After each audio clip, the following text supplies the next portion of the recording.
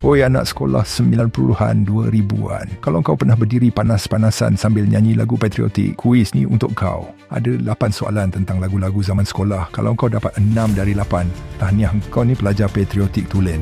Tapi kalau bawah 3, mesti zaman tu kau asyik ponteng perhimpunan je. Soalan 1, Tanah Pusaka sering dinyanyikan semasa upacara apa di sekolah?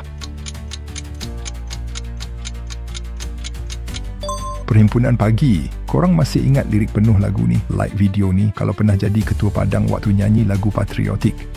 Lagu Jalur Gemilang dicipta oleh siapa? Pak Ngah Said Effendi. Kerana-Mu Malaysia sering dinyanyikan sempena bulan kemerdekaan pada bulan Ogos. Dah 3 soalan. Komen cepat. Lagu patriotik. Apa yang kau masih ingat? Jom teruskan kalau rindu zaman sekolah. Lagu Sejahtera Malaysia sering dimainkan semasa acara sukan untuk acara apa?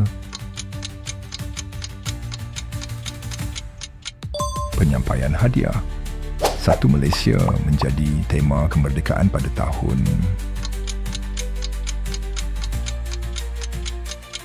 2010. Nak lebih kuis nostalgia sekolah? Tak kawan sekelas dulu dalam komen. Jangan lupa subscribe. Lagu patriotik yang menggunakan lirik bersatu, berdisiplin, berbakti adalah Bahtera Merdeka. Lagu Wawasan 2020 dikaitkan dengan visi Perdana Menteri yang mana? Tun Dr. Mahathir. Soalan last, lagu patriotik yang sering dinyanyikan sambil melambai bendera kecil ialah